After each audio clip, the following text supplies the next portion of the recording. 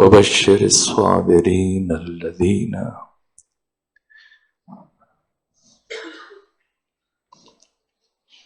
إذا أصابتهم مصيبة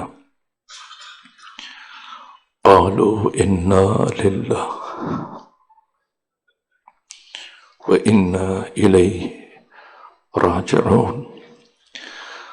معصومین علیہ الصلوۃ والسلام کی بارگاہ میں آقا امام زمانہ کی خدمت میں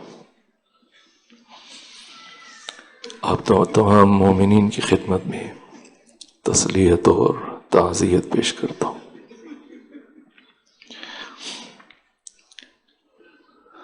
دل غم سے لبریز ہے اور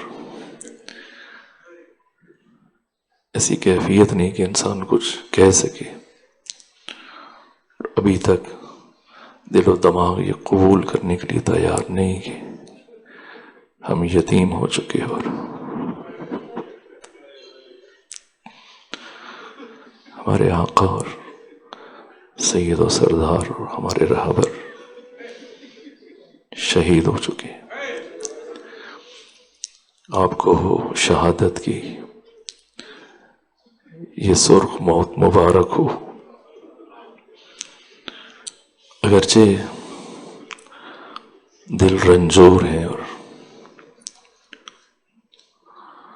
غم سے معمور ہیں، لیکن ہم رہبر شہید سے یہ وعدہ کرتے ہیں کہ کبھی بھی اس علم کو سرنگوں نہیں ہونے دیں گے جو اسلام اور تشیع کی حقانیت اور بالادستی کے لیے آپ نے بلند کیا۔ رہبر عظیم الشان سید علی خامنہئی ایک ہمہ جہت اور ایک جامع شخصیت کی حامل وہ ذات کہ کئی سال چاہیے کہ بشر اس حقیقت ناشناختہ کو درک کرے، سمجھے۔ جس طرح سے شہید باقر الصدر نے خمینی بت شکن رضوان اللہ تعالی علیہ کے لیے ایک جملہ کہا تھا۔ خود شہید باقر الصدر غیر معمولی شخصیت ہیں جنہوں نے 11 برس کی عمر میں فدق کے موضوع پر ایسی کتاب لکھی کہ ان کی شہادت کے کئی سال گزرنے کے بعد پھر تہران یونیورسٹی میں اس کتاب پر پی ایچ ڈی کی گئی، صرف 11 برس کی عمر میں۔ نابغہ دہر، ایک عدیم النظیر شخصیت، اقتصاد پر، فلسفے پر، الہیات پر، مختلف علوم میں جو کتابیں لکھ کر گئے، اپنی مثال آپ ہیں۔ انہوں نے خمینی بت شکن کے لیے ایک جملہ کہا تھا کہ ذوبوا فی الخمینی کما ذاب فی الاسلام۔ خمینی کی ذات میں یوں جذب ہو جاؤ کہ جیسے وہ اسلام میں جذب ہو چکے۔ یہ بہت بڑی بات ہے اور بہت بڑی سند، ایک ایسی ذمہ دار ترین شخصیت کہ جو خود سند کی حیثیت رکھتے ہیں، وہ کسی سے متعلق یہ بات کہیں۔ آقا خامنہئی کی شخصیت کو سمجھنے سے پہلے خود چند جملے میں امام خمینی رضوان اللہ تعالی علیہ سے متعلق عرض کرنا چاہتا ہوں کہ وہ کون ہے اور کیا کیا۔ اسلام کے جو بشریت کے لیے دستور حیات ہے اور دنیاوی اور اخروی سعادت اور کرامت اور کامیابی کی ضمانت ہے، یہ دین 1400 سالوں میں کتابوں کے اندر موجود تھا۔ خمینی بت شکن نے کتابوں سے نکال کر، مدرسوں سے نکال کر، مکتب سے نکال کر زندگی میں لے کے آئے اور نظام قائم کیا اور حکومت قائم کر کے دکھائی۔ یہ بڑی بات ہے۔ اور اس سے متعلق خود رہبر عظیم الشان نے یہ بات کہی جب کسی گفتگو کے دوران ان سے سوال کیا گیا نظام اسلامی سے متعلق اور انقلاب اسلامی سے متعلق، تو انہوں نے 5 مراحل بیان کیے۔ پہلا مرحلہ انقلاب اسلامی ہے، لیکن بات جہاں ختم نہیں ہوتی، بات یہاں سے شروع ہوتی۔ انقلاب اسلامی، اس کے بعد پھر نظام اسلامی، اس کے بعد پھر حکومت اسلامی، اور چوتھے مرحلے میں پھر یہ تاریخ و تمدن اسلام کی عملی نفاذ کی 3 مرحلے، اور پھر چوتھا مرحلہ کہ جامعہ اسلامی، اسلامی معاشرہ، اب اسے اسلامی معاشرہ کہا جائے گا، اور پھر 5ویں مرحلے میں ان 4 مراحل کو طے کرنے کے بعد ان میں ایک منطقی اور رابط ہے، اب کہا جائے گا امت اسلامی، یہ اسلامی امت ہے جو ان مراحل سے گزرے۔ انقلاب پہلا مرحلہ ہے، نظام دوسرا مرحلہ ہے، حکومت تیسرا مرحلہ ہے، اسلامی سماج اور معاشرہ یہ چوتھا مرحلہ ہے۔ ان سب کو طے کرنے کے بعد پھر ایک اسلامی امت وجود میں آتی۔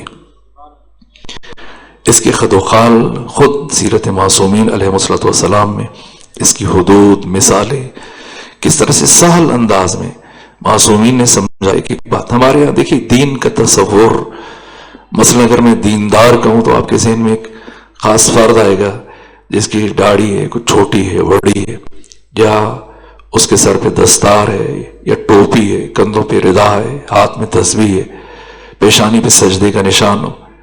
لیکن دین نے یہ تصور نہیں دیا۔ ممکن ایک شخص جس کی داڑھی بھی ہے، جس کی ٹوپی بھی ہے، سر پہ دستار ہے، کندھے پہ ردا ہے، ہاتھ میں تسبیح ہے، ہو سکتا ہے کہ دیندار نہ ہو، نمازیں پڑھے، روزے رکھے، عبادت کرے۔ پیغمبر اسلام نے بہت سہل انداز میں، ظاہر کہ صحابہ کرام کی وہ ذہنی سطح نہیں تھی۔ آج آپ کے اپنے شہر کو دیکھ لیجئے، ملتان میں یہاں پر یونیورسٹیز بھی ہیں، کالجز بھی ہیں، اسکول بھی ہیں، سینکڑوں کی تعداد میں، مرد و زن سب کے سب پڑھے لکھے، آج کا یہ متمدن، مہذب، مثقف معاشرہ۔ اب آپ دیکھیں کہ ختمی مرتبت آج سے 1400 سال پہلے عہد جاہلیت میں صفر سے اور صفر کے نیچے سے اٹھا کے جو ذہن انسان کو ارتقاء اور کمال کی طرف لے کے جا رہے ہیں، کہ مشکل مرحلہ تھا کس طرح سے۔ اس لیے آپ دیکھیں کہ پیغمبر کے ہاں مثالیں زیادہ ہیں، مثال کے ذریعے سے ذہنیتوں کو استوار کرتے تھے، اور کلام بہت سہل ہے۔ پیغمبر کا کلام سہل ہے، مولے متقیان کا کلام مشکل ہے۔ اس کی وجہ یہ کہ پیغمبر نے صفر سے کام شروع کیا، اور پھر جہاں اسلامی معاشرے کی گفتگو کی بات کرتے رہے، آپ کی زندگی میں جو اس کی مثالیں سمجھاتے تھے عمل سے، اس میں صرف ایک بات عرض کروں پھر آگے بڑھوں۔ فرد کے لیے بھی ختمی مرتبت نے فرمایا اور معاشرے کے لیے بھی فرمایا۔ فرد کے لیے جیسے ہم دیندار کے خاص تصویر ذہن میں ابھرتی ہے، میں نے عرض کہ ممکن ہے کہ داڑھی بے شک بہت طولانی ہو اور پیشانی پہ نشان بہت گہرا ہو سجدوں کا، اور تسبیح کبھی بھی ہاتھ سے نیچے نہ جائے، لیکن پیغمبر کی نگاہ میں پھر بھی یہ فرد بے دین ہو۔ اب وضاحت کی گنجائش نہیں ہے، بس میں آگے بڑھوں جملہ کہہ کے، یہ پیغمبر کی حدیث ہے، لا دین لمن لا معیشت لہ۔ جس شخص کی معیشت نہیں ہے، اقتصاد نہیں ہے، یہ بے دین ہے۔ چاہے نمازیں پڑھے، روزے رکھے، حج کرے اور عبادات انجام دے، لیکن اپنی ضروریات اور واجبات کو ادا کرنے کے لیے دوسروں کے سامنے ہاتھ پھیلائے۔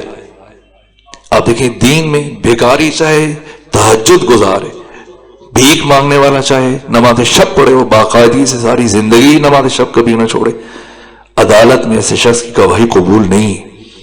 کیوں قبول نہیں؟ اس لیے کہ عزت نفس کی حفاظت واجب ہے، اور اس نے ہاتھ پھیلا کر بھیک مانگ کر اپنی عزت نفس کو مجروح کیا، یہ گناہ کا مرتکب ہوا، اس کی عدالت ساقط ہے۔ عدالت میں ایسے فرد کی گواہی کو قبول نہیں کیا جائے گا۔ لا دین لمن لا معیشت لہ۔ ہمارے یہ تصور بالکل نہیں کہ لوگ اپنا گھر بار چھوڑ کے اور کسی خاص جگہ منتقل ہو جائیں اور نمازیں پڑھے، روزے رکھیں، کہیں گے یہ بہت نیک ہے، یہ بہت پرہیزگار ہے، اور پھر باقی چاہیں ان کے پاس دعا کروانے کے لیے۔ مولے متقیان جب جنگ صفین سے پلٹ کر واپس تشریف لائے مسجد کوفہ میں، تو دیکھا کہ بہت سارے افراد وہیں بیٹھے ہوئے، ساتھ میں بستر بھی لگا ہوا ہے، جائے نماز بھی بچھی ہوئی ہے، نمازیں بھی پڑھ رہے ہیں، وہیں بیٹھ کے کوئی کھانے کھا رہا ہے، کوئی بیٹھے گفتگویں کر رہے ہیں۔ پوچھا یہ کون لوگ ہیں؟ یہ مسجد میں انہوں نے بیتوتہ اختیار کر لیا ہے، بسیرا کر لیا، رہائش اختیار کر لی، کون لوگ ہیں؟ کہا حضرت یہ رجال الحق ہے، رجال الحق. کہ کیا مطلب رجال الحق؟ کہ یہ وہ حق پرست افراد ہیں جنہوں نے اپنا گھر بار چھوڑ دیا، بیوی بچے چھوڑ دیے، دنیا کو چھوڑ دیا اور آ کر خود کو عبادت خدا کے لیے وقف کر دیا. صرف نماز روزہ کرتے ہیں، تسبیح کرتے ہیں، ذکر کرتے ہیں، دعا مانگتے ہیں، مناجات اور نوافل اور صوم و صلات میں ان کی زندگی گزر رہی. کہا پھر ان کے کھانے پینے کا اہتمام کون کرتا ہے؟ کہا ظاہر ہے کہ یہ سعادت ہم جیسوں کے حصے میں آئی، ہم یہ خدمت انجام دیتے ہیں. تو مولا متقیہ نے فرمایا اگر تم یہ نہ کر سکو تو پھر یہ کیا کرتے ہیں؟ اگر تم ان کا کھانا نہ لا سکو، انتظام نہ کر سکو، کہا ظاہر ہے پھر یہ صبر کرتے ہیں. امیر المومنین کے چہرے پر برہمی کے آثار ظاہر ہوئے.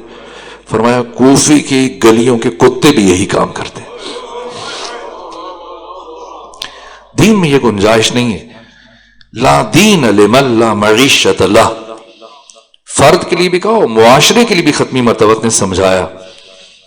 ایک مرتبہ تشریف فرما ہوا ہے صحابہ کے درمیان اور پیغمبر اسلام کا یہ انداز تھا بات کو دل نشین کرنے کے لیے، ذہن نشین کرنے کے لیے، عقل نشین کرنے کے لیے، روح نشین کرنے کے لیے، فکر نشین کرنے کے لیے، اذہان میں راسخ کرنے کے لیے. تو پیغمبر اکرم اسلام ایسے ہی اہم طریق قرآن مجید کا بھی طریقہ. 29 فلسفے ذکر کیے گئے حروف مقطعات کے. شہید باقر صادر نے بیان کیے یہ جو حروف مقطعات ہیں بعض صورتوں کے آغاز میں، ان کی حکمتیں بیان ہوئی ہیں کہ اللہ نے یہ حروف کیوں رکھے. مثلا الف لام میم ذالک الکتاب لا ریب فیہ، تو خدا نے الف لام میم دب کہ ہمیں پتہ نہیں کہ اس سے مراد کیا ہے، تو ذالک الکتاب سے شروع کر دے پروردگار. یہ پہلے الف لام میم کیوں کہا؟ الف لام را کاف یا ہا عین صاد، یہ کیا مقصد ہے؟ تو ایک وجہ جو شہید باقر صدر نے اس کی بیان کی وہ یہ کہ پروردگار جب انتہائی اہم ترین بات کرنا چاہتا ہے، بشر سے خطاب کرنا چاہتا ہے، تو اگر اسی بات سے اپنے کلام کا آغاز کرے تو مبادا جب پروردگار بات شروع کر رہے تو ذہن بشر اس سطح پہ نہیں اور فکر میں وہ آمادگی نہیں ہے، مبادا اس بات کا پہلا حصہ ذہن بشر تک منتقل نہ ہو، بات میں متوجہ ہو اور پھر اس بات کی گہرائی کو درک نہ کر سکے. اس لیے اس اہم ترین بات کو کرنے سے پہلے خدا یہ انداز اختیار کر کے منفرد انداز تھا. تاریخ عرب میں سے پہلے اس کی کوئی مثال نہیں ملتی، تو عرب کہتے تھے کہ ھذا شیء عجاب، یہ عجیب چیز ہے. کیا کہ پروردگار اس سے پہلے کہ کچھ کہے الف لام میم الف لام را کاف یا ہا عین صاد، فوراً سے بشر کے کان کھڑے ہو گئے. یہ رسول کیا قرآن کیا کہنا چاہ رہا ہے، خدا کیا کہنا چاہ رہا ہے؟ ذالک الکتاب لا ریب فیہ، تاکہ بات ضائع نہ ہو جائے، ایک لفظ ضائع نہ ہو جائے. یہ ایک حکمت ختمی مرتبت کا یہی قرآنی انداز. ایسا نہیں کہ فوراً سے بات کرے، ظاہر ہے کہ ذہنیتیں جب اس سطح پہ نہ ہو تو بات کے ضائع ہونے کا امکان، اور جب بات حد درجہ اہم ہو تو پھر ختمی مرتبہ کی اسلوب اختیار کرتے کہ بتانے سے پہلے پوچھتے. جب ہر ایک سے پوچھتے اور سب کے سب اس میں شامل ہو جاتے اور سب کی توجہات اس نقطے عروج پہ پہنچ جاتی اور سب کے ذہنوں میں وہ سوال پیدا ہو جاتا. جیسے شیخ الرئیس ابو علی سینا سے کسی نے پوچھا کہ بتائیں کھانا کھانے کا بہترین وقت کیا ہے؟ کہا کہ غریب کو جب مل جائے اور امیر کو جب بھوک لگے. اسی طرح سے یہ فلسفہ سوال کیا ہے؟ اللہ نے سوال کیوں رکھا ہمارے اندر؟ ظاہر کہ انسان دو چیزوں کا مجموعہ ہے، ایک جسم کا اور ایک روح. تو جسم کی حیات کے لیے خوراک چاہیے جو آپ سور افطار میں اب آج کل خوب استفادہ کر رہے ہیں، اور روح جو انسان کی اصل ہے، اس کی حقیقت ہے، روح کی حیات علم سے وابستہ ہے. اس لیے قرآن نے کہا کہ رب زدنی علما. یہ معنی جو کیا جاتا ہے کہ پروردگار میرے علم میں اضافہ فرما، یہ درست نہیں. آپ خود جوڑیے اور خود معنی کیجیے. رب اصل میں تھا ربی، کثرت استعمال سے ہوا رب، میرے رب. زد فعل امر ہے، تو زیادہ کر، نون نون وقایا یا متکلم، مجھے نی مجھے، زد نی مجھے زیادہ کر. علم علم، اب ان دو معنوں میں زمین آسمان کا فرق ہے. میرے علم میں اضافہ فرما یا یہ کہ مجھے زیادہ کر علم میں. علم سے انسان کی زندگی ہے. جیسے جیسے انسان کے اندر علم اور معرفت میں اضافہ ہوتا ہے تو اب خود یہ انسان بڑھ رہا ہے، اب یہ انسان بن رہا ہے، انسان کمال پذیر ہے. بہرحال ہم اس مرحلے میں نہیں جاتے. تو جس طرح میں نے کھانے کی مثال دی شیخ الرئیس بوغوری سینہ نے کہا، تو خود ایک جسم ہے، اس کی خوراک ایک روح ہے، اس کی خوراک، روح کی خوراک کا نام علم ہے. ہمیں کیسے پتا چلے کہ اب ہماری روح پیاسی ہے، بھوکی ہے، اس کو خوراک چاہیے، علم چاہیے؟ تو جسم کو جب خوراک کی طلب ہو تو بھوک کا نظام رکھا ہے خدا نے، اور روح کو جب علم کی طلب ہوتی ہے تو روح کی بھوک کا نام سوال ہے. سوال کب پیدا ہوتا ہے؟ جب انسان کی روح خود کو تشنا محسوس کرتی ہے، بھوکی. اگر کسی کی روح میں، وجدان میں، دل و دماغ میں سوال پیدا نہیں ہوتا تو اسے خود پر ماتم کرنا چاہیے. اسی لیے جب جسم بیمار ہو جائے تب جسم کو بھوک نہیں لگتی، اور اگر کسی کی روح میں سوال نہیں پیدا ہوتا اس کا مطلب یہ روح بیمار ہے. ورنہ مومن فکر کرتا ہے، سوچتا ہے، تدبر کرتا ہے، تعقل کرتا ہے، تفکر کرتا ہے، اس کے اندر سوال پیدا ہوتے ہیں، پھر ان سوالوں کا جواب تلاش کرتا ہے. سوال کے جواب کا، اس لیے علم کا ایک اسلوب اور طریقہ جو ختمی مرتبہ نے اختیار کیا. براہ راست بات کہتے ہیں، ممکن ہے کہ وہ ایسی کانوں سے ٹکرا کے چلی جائے اور سمجھ نہ پائیں، بھول جائیں، لیکن وہ بات دل نشین کرنے کے لیے ختمی مرتبہ کا یہ طریقہ، بجائے اس سے کہ خود سے بجائے وہ بات کر دیں، نہ پہلے پوچھتے کہ تم بتاؤ. پوچھو بتاؤ اسلامی معاشرے کی پہچان کیا ہے؟ کسی نے عرض کیا حضرت جہاں سارے نمازی ہوں، فرمایا نہیں. کسی نے کہا جہاں سارے کے سارے مسلمان ہوں، فرمایا نہیں. کسی نے کہا جہاں سارے کے سارے حافظان قرآن ہوں، فرمایا نہیں. اب سب سے جب پوچھ چکے اور کوئی جواب نہ دے سکے اور ختمی مرتبہ نے سب کے جوابوں کو رد کیا، تو اب سراپا توجہ ہے، سراپا سوال اور سراپا گوش ہے. اب آوازیں بلند ہوں، یا رسول اللہ آپ بتائیں اسلامی معاشرے کی پہچان کیا ہے؟ فرمایا جہاں دینے والے بہت ہوں، لینے والا کوئی نہ ہو. یہ اسلامی معاشرے کی پہچان ہے. یہ مراحل جنہیں دین نے بیان کیا، اسلام نے بیان کیا. سو روح دین کو نفاذ کے مرحلے تک لانے کے لیے یہ مراحل جو میں نے عرض کیا آپ کی خدمت میں، جو خود رہبر عظیم الشان سید علی خامنہئی سے سوال کیا گیا. سید علی خامنہئی سے پہلے خود خمینی بت شکن، جنہوں نے کتابوں سے نکالا ان تمام حقائق کو اور عمل میں لے کے آیا، نظام دیا. یہ غیر معمولی کام تھا.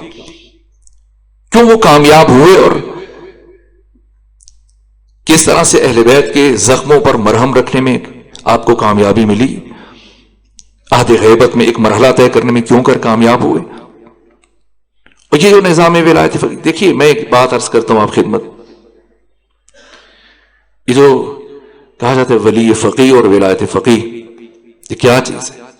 اب شروع سے لے کر آخر تک فقہ کی جو تفصیلی کتابیں ہیں، لمعہ ہے یا رسائل ہیں، مقاصد ہیں، اور جو فقہ کی دوسری کتابیں ہیں، جو 56 کتابوں کا مجموعہ ہے، کتاب الطہارت سے لے کر کتاب الدیات تک، وہ تفصیلی کتابیں ان کو چھوڑ دیجیے آپ. یہ جو تحفۃ العوام آپ کے گھروں میں یا رسالہ عملیہ، یہ توضیح المسائل، یہ شروع سے لے کے آخر تک آپ ایک مرتبہ پڑھیں، اور پڑھنے کے بعد مجھے بتائیں کہ کیا یہ کتاب جس میں یہ حلال و حرام یہ مسائل بیان کیے گئے، کیا یہ حکومت اسلامی کے بغیر ان احکام کو کہیں پر جاری کیا جا سکتا ہے، نافذ کیا جا سکتا ہے؟ نہیں کیا جا سکتا. تو سوال یہ کہ کون کرے، جبکہ امام ہمارے درمیان موجود ہیں لیکن ہماری ان تک دسترس نہیں ہے، رسائی نہیں ہے.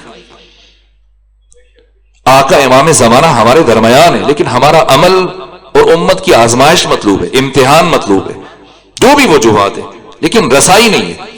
تو کیا آپ دین معطل ہو جائے اور ہم حلال و حرام سے اور دین کے احکامات سے ہاتھ اٹھا لیں؟ کیا کریں؟ تو خود وہ ہستی کہ جو ہمارے زمانے کے وارث ہیں، امام ہیں، فرمایا فَأَمَّا الْحَوَادِثُ الْوَاقِعَةُ فَارْجِعُوا فِيهَا إِلَىٰ رُوَاةِ حَدِيثِنَا. جو نئے مسائل پیش آئیں ان کے حل کے لیے ہمارے محدثین، فقہاء، مجتہدین کی طرف رجوع کرو. کیوں؟ فَإِنَّهُمْ حُجَّتِي عَلَيْكُمْ، یہ میری طرف سے تم پر حجت ہے. وَأَنَا حُجَّةُ اللَّهِ عَلَيْهِمْ، اور میں اللہ کی طرف سے ان پر حجت ہوں. اس لیے ہمارے یہاں قرآن اور حدیث اور اس کے بعد عقل کی حیثیت ہے جو منابع استنباط ہے.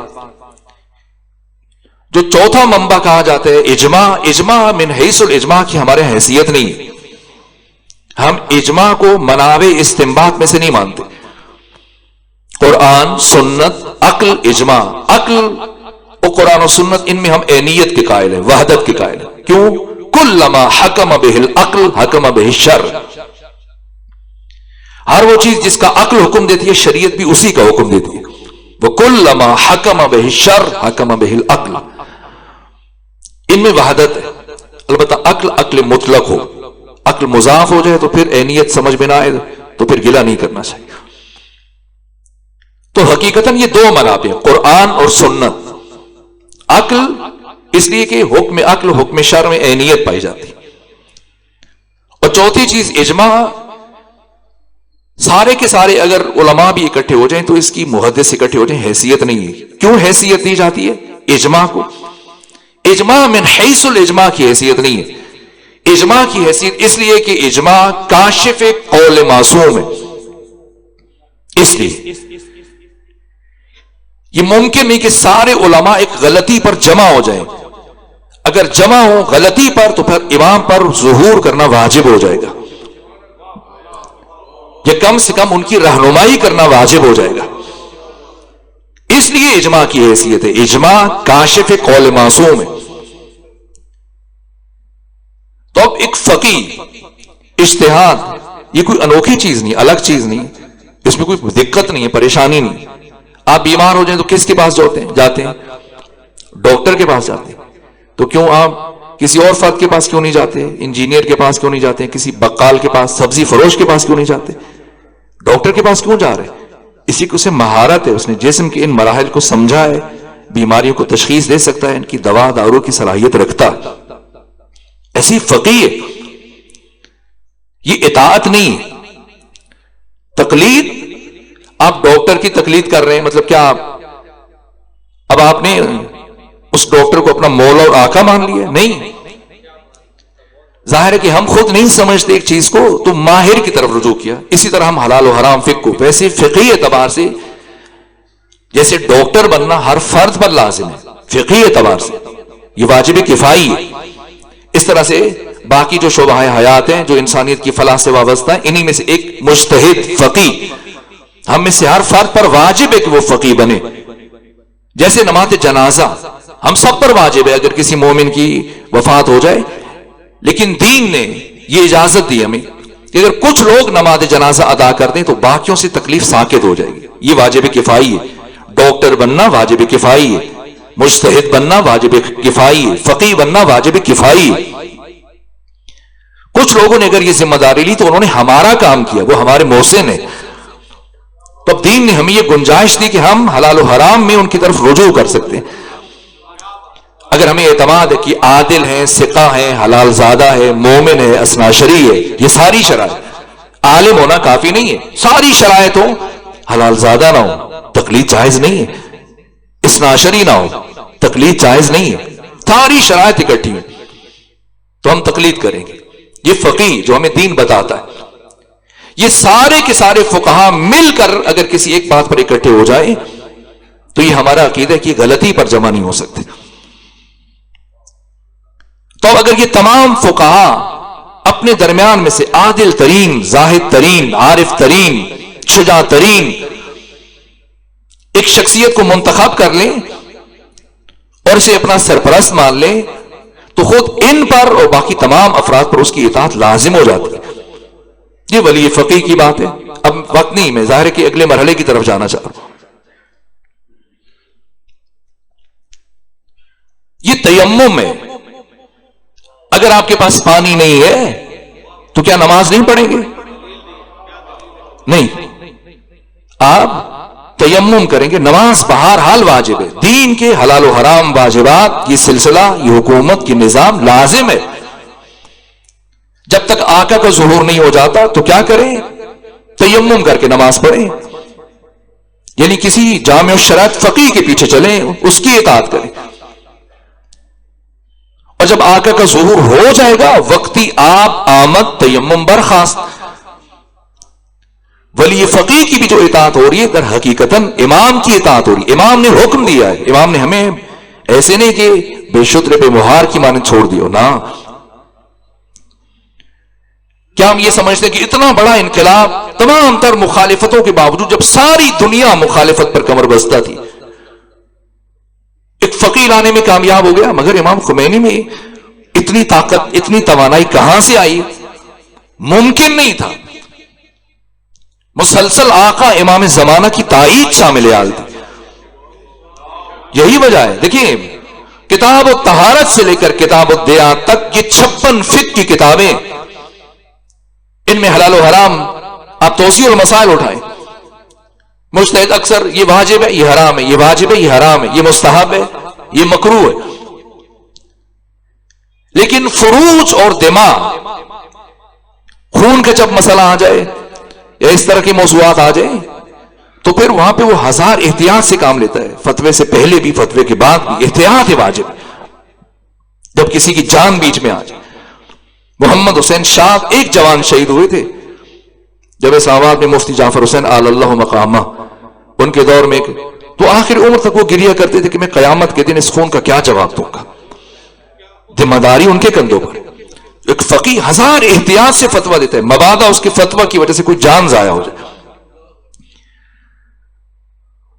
تو جب پیرس سے، فرانس سے ایران آ رہے تھے خمینی بت شکن، تو شاہ ایران نے حکم جاری کیا، کرفیو نافذ کیا کہ آج کے دن جو بھی گھر سے نکلے اسے گولی مار دی جائے، قتل کر دیا جائے. پورے ایران میں یہ حکم جاری کر دیا. اور اس کے رد عمل میں خمینی بت شکن نے فتویٰ دیا کہ آج کے دن گھر کے اندر رکنا حرام. جب یہ فتویٰ دیا تو تمام فقہاء، مجتہدین، نوری حمدانی، مکارم شیرازی، ان کے شاگردان، ان کے ساتھی جعفر سبحانی اور باقی افراد سب کے سب کہہ رہے تھے کہ آپ یہ فتویٰ واپس لے لیجیے. کہ کیوں؟ قرآن و حدیث سے متصادم ہے؟ کہ نہیں، لیکن اتنی انسانی جانوں کے ضیاع کا اندیشہ، اتنے بڑے پیمانے پر جو انسانی جانیں جائیں گی تو بہت نقصان ہو جائے گا. سب ہر ایک اپنی طرف سے کوشش کر رہا تھا، بات کرتا تھا. اور سب سے بڑھ کر آیت اللہ طالقانی برابر اصرار کر رہے تھے، یہاں تک کہ پھر گئے بیٹھے، پھر بار بار جا رہے کہ آقا ہم چاہتے ہیں سر دست آپ یہ فتویٰ واپس لے لیجیے. جب اصرار حد سے بڑھا تو کیا جملہ کہا خمینی بت شکن نے؟ کہا طالقانی آپ کہہ رہے ہو فتویٰ واپس لے لوں؟ کیسے لے لوں جب خود آقا کا یہ حکم ہے؟ امام خمینی کی اتنی بساط نہیں تھی کہ وہ انقلاب، اگر امام زمانہ کی تائید شامل حال نہ ہوتی.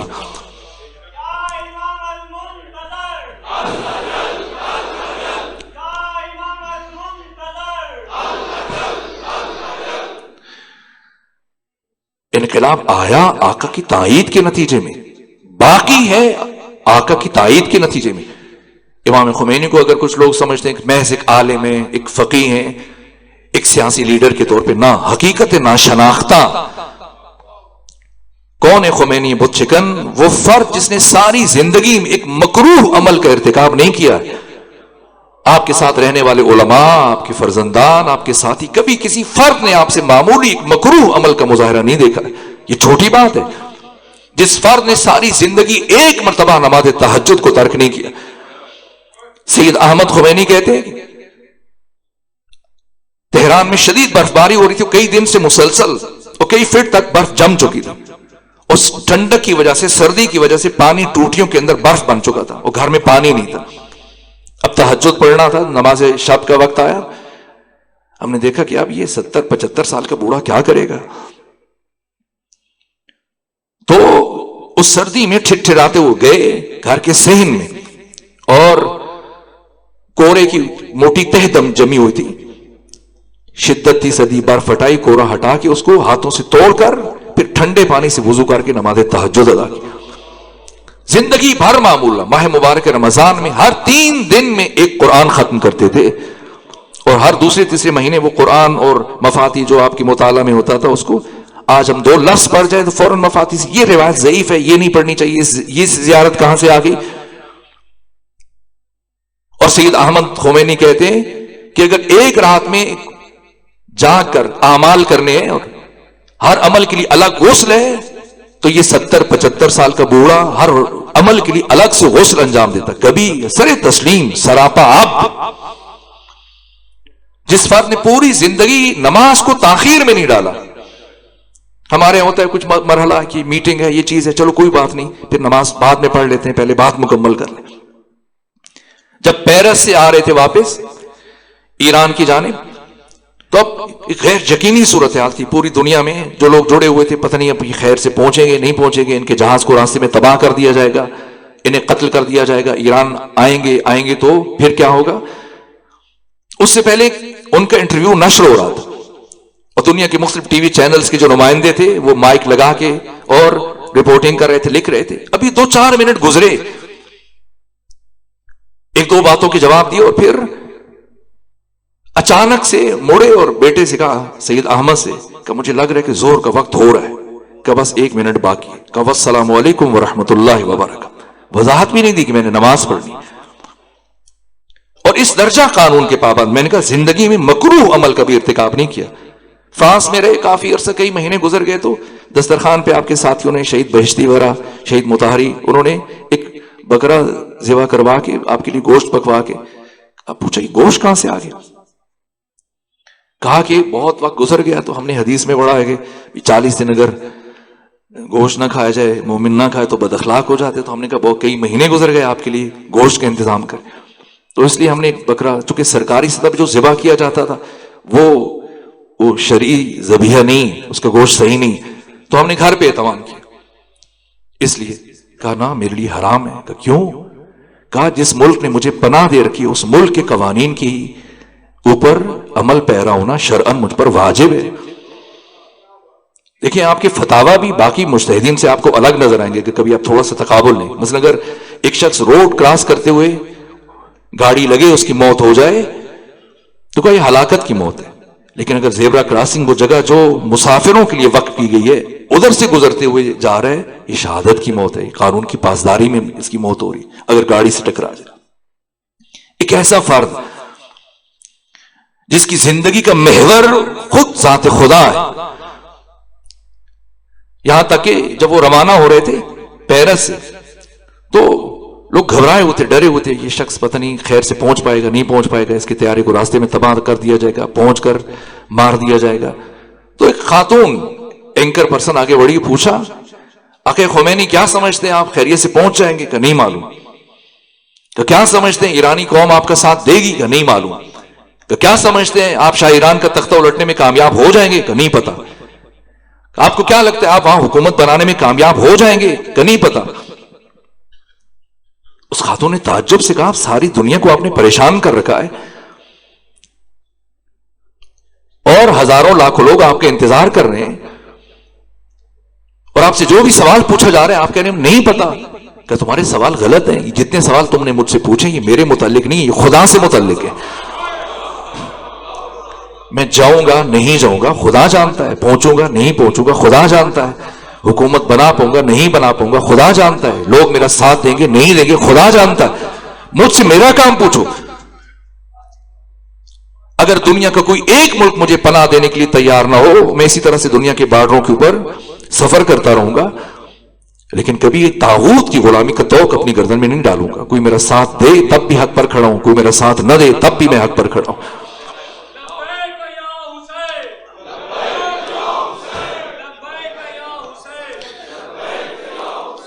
میں حالت روزہ میں آپ کو زحمت نہیں دینا چاہتا. یہ خمینی ابو چکن آپ کی زندگی کی باقی ابعاد جہتیں، آپ کی شخصیت حقیقت ناشناختہ ہے. اس عظیم سرمایہ کو ہم نے اس طرح سے درک نہیں کیا. اور پھر انہوں نے جس شخصیت کا انتخاب کیا، پہلے مجلس خبرگان جو 79 ارکان پر مشتمل ایک شورا ہے مجتہدین کی، علماء کی، جو ولی فقیہ کا انتخاب کرتی، تو انہوں نے پہلے آیت اللہ منتظری فقہ میں اصول میں بہرحال ان کی ایک شخصیت تھی، ان کا انتخاب کیا اور آقا خمینی اس بات پر راضی نہیں تھے. لیکن بعد میں خود انہیں معزول کیا اور ان کے خطوط میں نے پڑھے. صحیفہ نور میں ان کے خط کی عبارت ہے، لکھا آیت اللہ منتظری کو، کہاں چون سادے لو ہستی وزود تحریک می شوید نبایت در کارهای سیاسی دخالت داشته باشید. کہا چونکہ تم سادہ لو ہو اور جلدی منفعل ہو جاتے ہو، فوراً جذبات میں آ جاتے ہو، اس لیے تمہیں سیاسی امور میں مداخلت نہیں کرنی چاہیے. اللہ سے مغفرت طلب کرو اور درس و تدریس کرو، شاید کہ پروردگار تمہاری کوتاہیوں سے درگزر فرمائے. اور پھر سید علی خامنہئی کا خطاب کیا، انتخاب کیا. وہ نقش ثانی، خمینی بت شکن کا نقش ثانی. اب اگر میں ایک ایک چیز آپ کی خدمت میں عرض کروں، شرمندہ ہوں، اگر باقی دنوں میں مجھے موقع ملا یا کوئی اس مناسبت سے احباب عزیزان کہہ رہے ہیں تو میں خود باقی ابعاد کی طرف، لیکن یہ چونکہ ابتدائی نوعیت کی بات تھی اس لیے میں نے یہاں سے بات شروع کی. جس طرح سے خمینی بت شکن کی زندگی کا محور توحید تھی، نہیں، سید علی خامنہئی کی زندگی کا محور توحید تھی. زاہدان جب آئے انقلاب اسلامی برپا ہونے کے بعد، جب صدر بن چکے تھے، تو ہزاروں لاکھوں لوگوں نے آپ کا فقید المثال استقبال کیا. حد نگاہ تک ساری سر نظر آ رہے تھے، سواد اعظم سروں کی سیاہی. اور خطاب کیا، اور خطاب کے بعد جب جانے لگے تو ایک مبصر نے سوال کیا، کیا محسوس کر رہے؟ آج سے چند سال پہلے، انقلاب آنے سے پہلے جب آپ آئے تھے یہیں پر، تو ساواک جو انٹیلیجنس وہاں کا ادارہ تھا، جیسے اسرائیل کا موساد ہے، امریکہ کی سی آئی اے، آپ کی آئی ایس آئی وغیرہ، اس طرح سے ایرانی انٹیلیجنس جو ادارہ تھا ساواک، کہ کیا محسوس کر رہے ہیں؟ چند سال پہلے، انقلاب سے پہلے جب یہاں پہ آئے آپ، تو ساواک کے نمائندے آپ کو مسلسل ڈھونڈ رہے تھے، تلاش کر رہے تھے، اور آپ چھپتے پھر رہے تھے اور آپ کو جائے پناہ نہیں مل رہی تھی. اور آج جب چند سال گزرنے کے بعد اسی زاہدان میں آئے تو لاکھوں لوگ حد نگاہ تک پھیلے ہوئے آپ کا اتنا فقید المثال استقبال کرنے. کیا فرق محسوس کرنے؟ کیا جواب دیا؟ کہ کوئی فرق محسوس نہیں کر رہا. اس دن بھی خدا کے لیے آیا تھا، آج بھی خدا کے لیے آیا. ایک ایسا فرد کہ جس کی زندگی کا محور خدا، معصومین علیہ الصلوۃ والسلام اور آقا امام زمانہ. شہید حسن نصر اللہ بیان کرتے ہیں کہ جب مصر میں شرم الشیخ یہ کانفرنس ہو رہی تھی، ہوئی تو اس کے بعد ہمارے گرد گھیرا تنگ کر دیا گیا تھا، سیاسی اعتبار سے، معاشرتی اعتبار سے، اقتصادی اعتبار سے، سماجی اعتبار سے، ہر طرف سے ہمیں بہت ہی پریشان حال. میں نے لبنان سے ایران کا سفر کیا، میں گیا بیٹھا، اور جب کہا کہ ہم بہت مشکل میں ہیں، پریشان، کہا کیوں پریشان ہے؟ جب آقا امام زمانہ اور ہمارے مشکل کشا ہماری خبر رکھتے ہیں اور ہماری مدد کرتے ہیں، اور پھر کہ بس انتظار کریں، رات میں جمکران چلیں گے. جب بھی کوئی مشکل مرحلہ پیش آتا تھا تو رات کے وقت پچھلے پیر جمکران تشریف لے کے جاتے، تو پھر گھنٹوں عبادت کرتے رہتے. یہی جب 9/11 کا واقعہ پیش آیا، پینٹاگون اور ورلڈ ٹریڈ سینٹر میں جو انہوں نے دھماکہ کیا، پوری دنیا میں، آپ اس زمانے کے حالات آپ کے حافظے میں ہوں گے، ایک سکوت تھا، سناٹا تھا. پوری ٹی وی چینل ساری دنیا کے، خود پاکستان کے، آپ دیکھ رہے تھے، ہر ایک دیکھ رہے ہیں، بار بار جہاز آ کے ٹکرا رہے ہیں، وہی مناظر بار بار دکھائے جا رہے ہیں، اور امریکن صدر اس کے ڈائلاگ سنائے جا رہے تھے کہ ہم یہ کر دیں گے، وہ کر دیں گے، پوری دنیا کو نیست و نابود کر دیں گے. مریم بار بار دھمکا رہا تھا، لوگ سہمے ہوئے تھے لوگ، اور کسی کو نہیں پتا چل رہا تھا کہ اس موقع پر کیا بات کریں، کیا کہیں. 2 سے 3 دن گزر گئے، اور تیسرے دن سید علی خامنہئی رہبر شہید تہران سے قم پہنچے، ساری رات مسجد جمکران میں عبادت میں گزاری، توسل کیا آقا امام زمانہ سے، پلٹ کر اگلے دن خطبہ دیا، تقریر کی، وہ تقریر کی جو اس 9/11 کے دھماکوں سے بڑا دھماکہ تھی. اور پھر اس میں ایک ایک چیز کو جب کھول کر بیان کرنا شروع کیا کہ مسلمانوں ہوشیار ہو جاؤ، تمہارا بدترین دشمن اپنی چند کھڑکیاں شیشے توڑوا کر تمہیں نابود کرنے کے ناپاک منصوبے بنا رہے، لوگوں کی دید عطا کی، اچھا یہ بھی ہو سکتا ہے. پھر لوگ متوجہ ہوئے اس شیطنت کی طرف، سمجھنا شروع ہوئے. ساری زندگی میں یہ انداز، خدا کے ساتھ آپ کا توسل، سادہ ترین زندگی. ایک خاتون جو آپ کی ہمسایہ تھی، وہ بیان کرتی ہیں کہ میں بقرعید کے موقع پر، عید الاضحیٰ کے موقع پر جب قربانی کرتی تھی تو بکرے کی ران لے کے چلی جاتی تھی، اور ایک دفعہ جب لے کے گئی تو آدھی ران کٹوا کے انہیں آدھی واپس کر دی. تو میں نے کہا آپ ناراض ہیں کسی بات سے؟ پہلے آپ یہ گوشت رکھ لیتے تھے سارا اور اس دفعہ آپ نے واپس کر دیا. تو کیا جواب دیا؟ کہا ابھی کچھ دن سے ہماری فریج خراب ہے، ریفریجریٹر خراب ہے، اور میرے پاس اتنی رقم نہیں ہے کہ اس کو ٹھیک کروا سکے. تو باقی کا گوشت ضائع ہونے کا امکان ہے، یہ ہم نے جو پکانا تھا یہ رکھ لیا، باقی آپ کسی اور کو دے دیں. سادہ ترین زندگی. آپ کے احباب نے ایک مرتبہ جو آپ کی زندگی کو جانتے تھے کہا کہ اگر آپ اجازت دیں تو ہم یہ آپ کی رہائش اور جیسے آپ رہتے ہیں اس کی ایک دستاویزی فلم تیار کر کے لوگوں کو بتائیں. کہ نہ کرو، لوگ یقین نہیں کریں گے. ایسی سادہ زندگی، 2 حجروں پر مشتمل سادہ ترین کمرے. ایران کے چیف جسٹس محمود ہاشمی شارودی وہ بیان کرتے ہیں کہ انقلاب اسلامی کے برپا ہونے سے پہلے، انقلاب کو 30 سال گزر چکے ہیں، 10 سالوں سے پہلے کا وہ 40 سال پرانا ایک میز اور ایک ٹوٹی ہوئی کرسی، اسی پر بیٹھ کر مطالعہ کرتے تھے اپنی سرابری کے زمانے میں. ایسی سادہ ترین زندگی. آیت اللہ جوادی عاملی جیسی شخصیت، انہوں نے بیان کیا کہ میں ملاقات کے لیے گیا اور کھانے کے دسترخوان پہ ہو تو سید مصطفیٰ ان کے جو بڑے بیٹے تھے جانے لگے گھر. تو میں نے کہا ذرا رک جائیے، آپ سے مجھے کام ہے. وہ بیٹھ گئے، لیکن مجھے تعجب ہوا کہ وہ دسترخوان پہ ہمارے ساتھ کھانے پہ نہیں بیٹھے، پیچھے ہٹ کے بیٹھے. تو ہم نے کھانا شروع کیا تو آقا خامنہئی نے کہا کہ مصطفیٰ آپ گھر تشریف لے جائیں، گھر چل کے کھانا کھا لیجیے. آقا جوادی عاملی کہتے ہیں کہ میں نے کہا بھائی یہ کھانا لگا ہوا ہے، ہمارے ساتھ کھا لیں، کیا ہوتا ہے؟ نا یہ بیت المال سے ہے، یہ آپ کے لیے چونکہ آپ مہمان ہیں اور میرے اوپر یہ ذمہ داری. سادہ ترین زندگی. آیت اللہ محسن قرائتی جو 40 سال سے قرآن کی تفسیر کر رہے ہیں، خدمت کر رہے ہیں قرآن کی. کہا جس زمانے میں سید علی خامنہئی صدر تھے تو میں ان کے پاس کھڑا، ایک مرتبہ ان کا بیٹا مجتبیٰ جن کی شہادت ہو گئی، کہا مجتبیٰ ان کا فرزند آیا اور کہا بابا آپ نے کہا تھا کہ آپ مجھے موٹر سائیکل لے کے دیں گے جب میں پاس ہو گیا، تو اب لے دیجیے. کہا کچھ دن توقف کرو، انتظار کرو.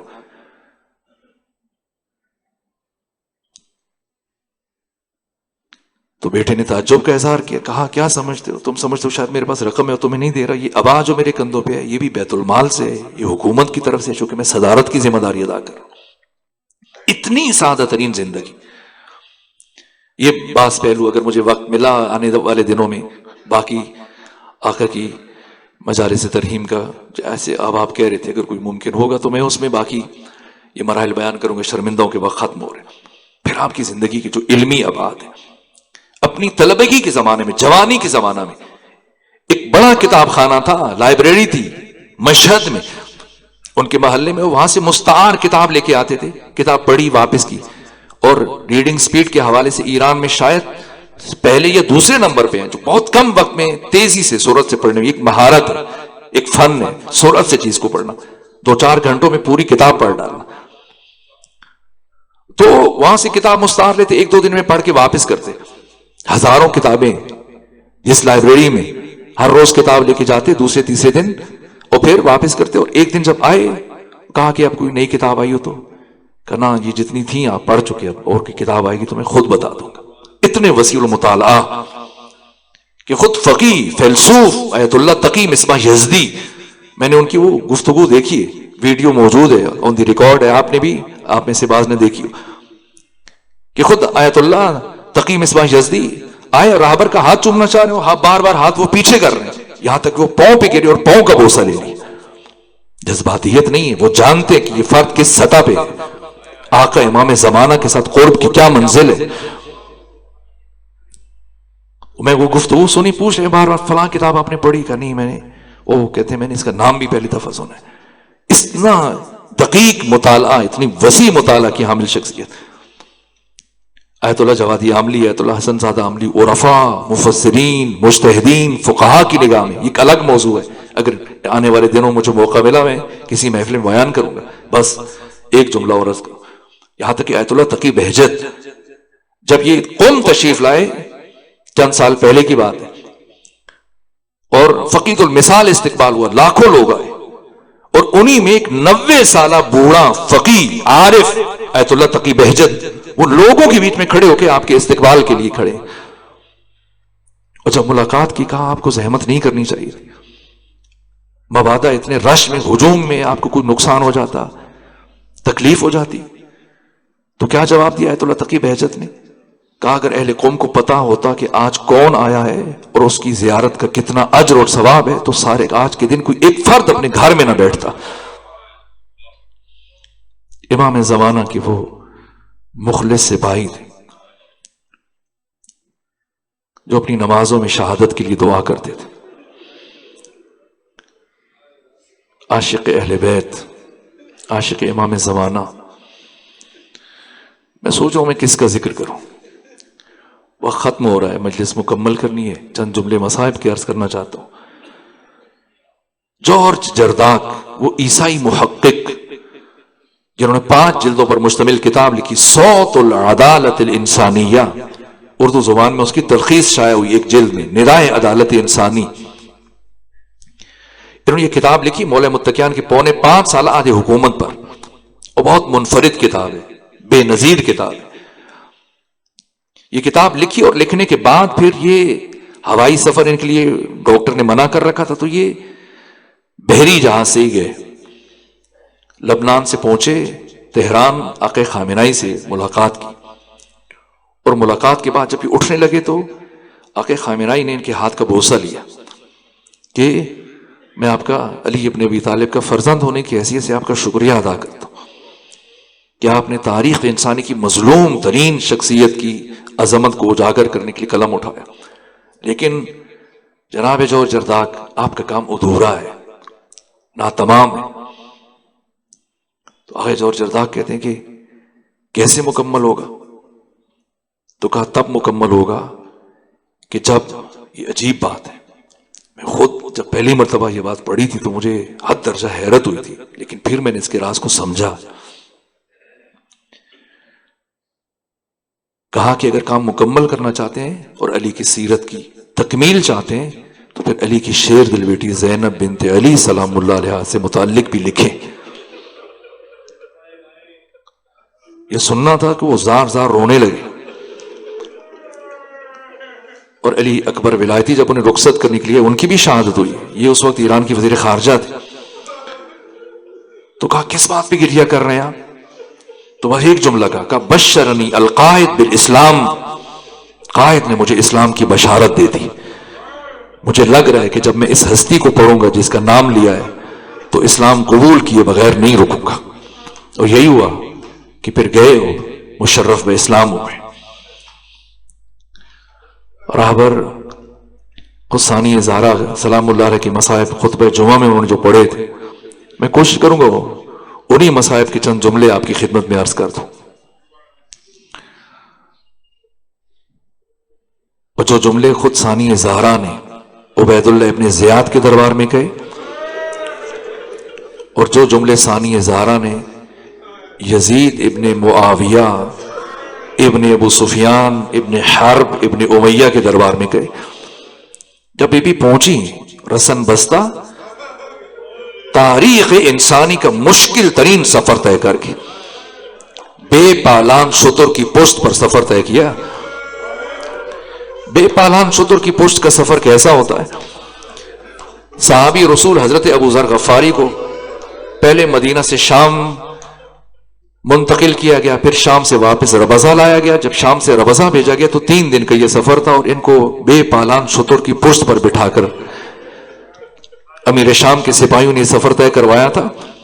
اگرچہ مرد تھے، سخت جان تھے، مرد صحرا تھے، اس کے باوجود اتنا مشکل سفر ہوتا ہے بے پالان شتر کی پشت کا سفر کہ جب انہیں ربضہ میں اتارا گیا تو ان کی رانوں کا گوشت گل چکا تھا۔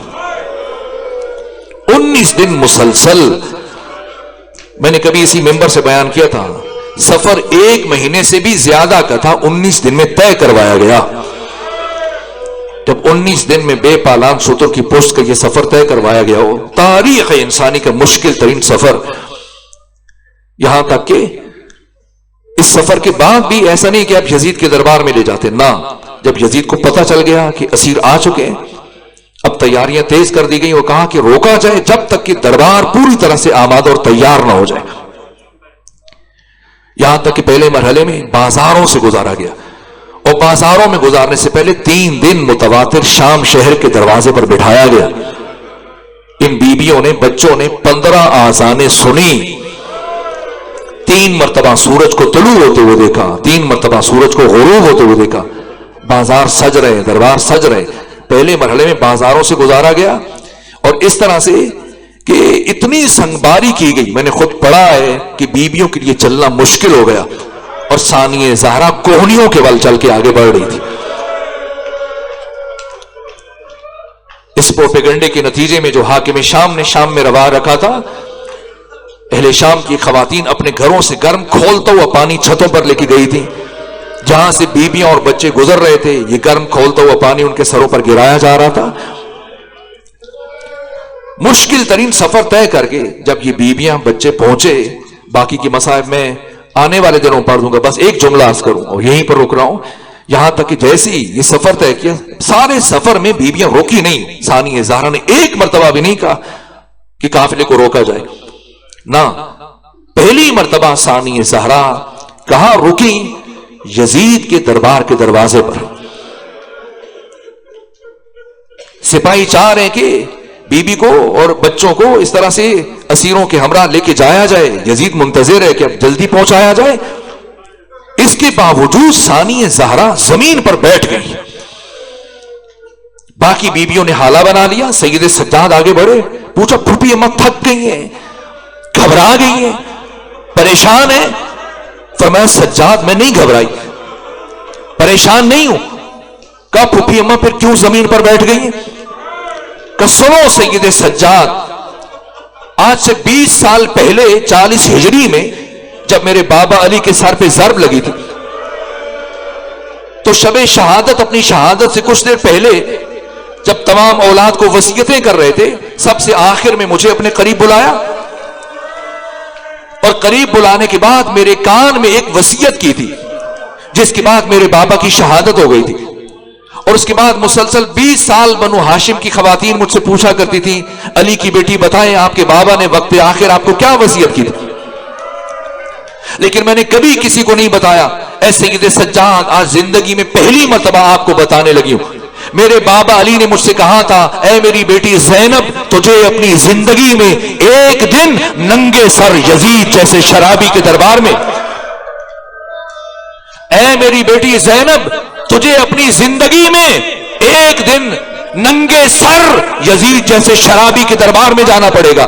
اور بیٹی زینب, جب ایسا وقت آ جائے تو گھبرانا نہیں, پریشان نہ ہونا. میں علی وعدہ کرتا ہوں میں آؤں گا, تجھے اپنے ساتھ لے کے جاؤں گا.